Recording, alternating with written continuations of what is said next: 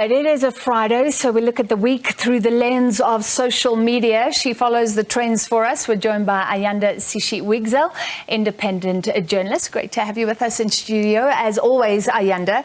Let's start with the State of the Nation address, most current, and some of the announcements that caused a stir. Let's look at those. We really do not need a minister of electricity. We might end up with a minister of potholes. Tomorrow, will we have a minister of potholes? We don't know. Thank you. That we'll cross that bridge when we reach it. All right. How did social media respond to the Minister of Electricity and the declaration of a national state of disaster? Good evening to you, Francis, and good evening to all of the SABC viewers. Social media users were flabbergasted, to say the least, especially about the announcements of the Minister of Electricity. If you noticed on social media, on Twitter especially, the Minister of Potholes was trending after that interview with Minister in the Presidency, Mondlu Gungubele, saying that... at least we have potholes, it could be said. We don't have much electricity in Cape. Yeah, at least we have that for ourselves. But honestly, social media users were left flabbergasted, angry, but most importantly, they were disrespected. The reason why they felt that they were disrespected is because the president didn't really address the issues that are underlying this country right now. Load shedding is a huge issue that we have right now. And saying that you're going to be adding another minister into the cabinet to go and solve an issue that already has ministers in the cabinet already who are meant to be solving these issues further speaks to the fact that this government is failing. But what was also interesting was that social media users were also pointing out the fact that, you know, there were certain parts of that speech, that certain parts of the SONA that was missing, parts about the health industry. We didn't hear much about the health industry. We heard about young people being resilient, but we can't be praised for being resilient because of the fact that the basic education looks the way that it does, and we heard that in the previous interview that we had. Exactly, yeah. All in all, people were just angry. People were left directionless, leaderless, and we're wondering who are the leaders in this country and what exactly is it that they're fighting for. The state of disaster that was announced yesterday was also a bone of contention for social media users because they thought that this was another opportunity for government to loot funds. There is a trust that has been eroded immensely by this government, and it is very evident in the social media users and their responses. Let's just be clear. I mean, this is not everybody, but you're noticing a predominantly negative trend. And we also have to be careful because not everybody's on Twitter. In fact, a small sliver of the population, not everybody on the other social media platforms. And we've seen that because the ANC has traditionally received a lot more support at the polling booth than they have on social media. But what you're talking about is a general negative reaction, it sounds. Absolutely. It is a general negative reaction that we have been seeing on social media users. And of course, you're right to point out that social media doesn't necessarily represent most of the communities. But if you've seen the protests that have been coming from peri-urban areas, especially in municipalities like Ditsobatla, where the municipality was disbanded due to lack of service delivery. And there were many protests that came out of that community. And most recently, in Komani right now, this week and last week, there was a shutdown that was initiated by residents because they were very angry about the lack of service delivery, and to the point where Nkosazana Dlamini Zuma actually couldn't, speak to the residents there because they were angry. And what we're seeing in the by-election results that have come since the local government elections, we have seen an actual decline in the number of people that are going to the booth and voting, and also a decline in the number of people that are voting for the African National Congress as well. Mining in Indaba, that was a little bit earlier. The buzz or lack of buzz around that?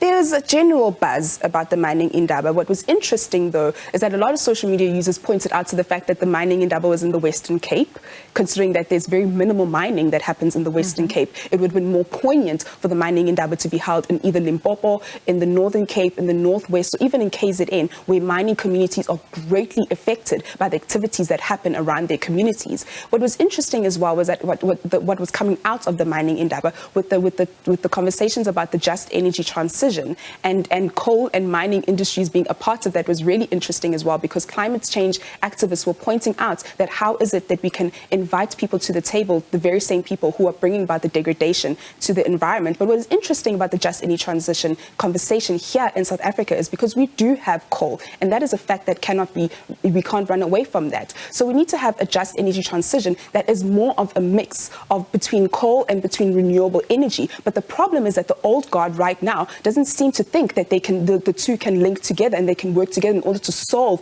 the power issues that we have in this country. That is what the conversation really was on social media when it comes to the mining indaba, is that how is it that the energy mix can actually happen in order to take us out of this energy crisis that we're in. But what we also saw was small to medium enterprises that were showcasing there at the mining indaba, and it was really good to see Black small to medium enterprise owners there speaking about their success stories. So it was nice to hear that, especially about jewelry makers who are opening stores in across the country.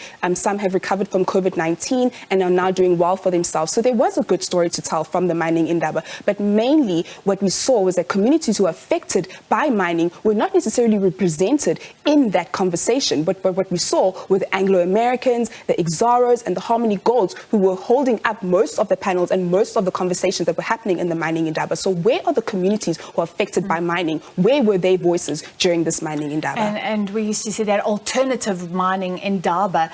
Just on the just transition, so the president saying last night, again, nobody will be left behind. But that move will be difficult, and it does have to consider where we are now and where we're going. The Komani you spoke about, so let's talk about that on social media. Is the anger rising? Absolutely. The anger is rising. And the Enoch and Gijima municipality has been facing lack of service delivery. They have not had water and electricity for months at a time. And residents had had enough. So last week they embarked on a national shutdown of their community in order to express their anger. And what they're asking for is for the Cocta minister to declare the municipality insolvent and to make sure that they can start from scratch again and having new elections and getting a new mayor going. So now problem is that there is lack of service delivery that is happening. But now this week there was a flood that happened in Komani as well, which also added pressure to the residences. And we know that 1,000 people are displaced right now in Komani, and people are suffering and having to pick up the pieces. So we have a community that has lack of service delivery that is happening there. There's no water and no electricity, and now nature has taken its course in making sure that there's a flood that happens there, and the residences there are really reeling. And we saw in Durban, I mean, if you're already vulnerable, something natural happens, and it's just so much worse. Okay, let's end off with the good news, and maybe we even have space to celebrate this more. South Africans winning a Grammy, bringing it home today, and we heard the artists earlier. Let's just go back to the announcement. And the Grammy goes to Bayet, Wouter-Kelman, Sax Bandwini, and Nomcero Sikode.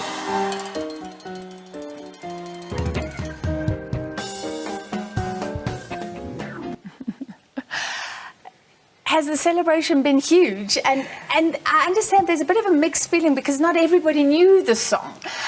So that was the problem. It's not like, oh, of course, yes. Yes. So it's been mixed, but people were mainly happy for Sax Bandwini and for Nomcebo as well, because Nomcebo has worked really hard. We know that she is a songwriter and she's a Christian songwriter, and she's been doing really well in the industry, having that the viral song that came out the previous year. And so now this song with Sax Bandwini has won a Grammy. I only wish that Kaya James actually put me in his pocket and sent me to OR Tambo Airport with him so that I could be there for the celebrations as well. It's a bone I'm going to pick with him. But otherwise, South Africa was really celebrating, and we were extremely happy about the Sax Bandwini win, especially on social media. We know that the president also did mention this on Sona as well. And it was really just like the ray of sunshine that we needed in an otherwise really terrible week. Yeah, we really needed it.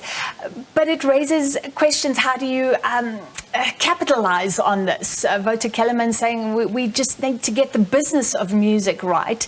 At least this will inspire the push. We've got a lot. It definitely We've got a lot of talent. Get it out there on the global stage. It definitely will inspire talent, but we also need to realize that it's really difficult to be an artist here in South Africa. We know that jobs are far and in between, and they are not paying as well. So to be in the creative industry is really, really tough, and it is a labor of love. We speak of a labor of love from musicians to playwrights to actresses. We really struggled during COVID-19, and we saw the protests that came out of that industry because of the lack of support that they're receiving from government. So as happy happy as we are for Zex Bandwini, we know that he is one in a million, and as happy as we are for Nomcebo, who made history and became the second woman, the second black woman to actually win a Grammy in South Africa after Miriam Makeba in the 60s. So this is a huge win, and it's incredibly inspirational. And I hope that musicians and creative artists out there are looking to these people as role models, but at the same time, we must not actually forget the fact that the Department of Arts and Culture is lacking when it comes to supporting our musicians and our artists in this country. They have to do it for themselves. So they should not take credit for this win. This win goes to Zex Bandwini,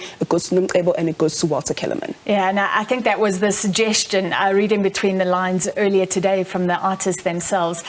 But yes, a historic moment for us as a country. Thank you so much. As you wrap it all up, Ayanda Sishi Wigzell looking back on the week that was through the lens of social media.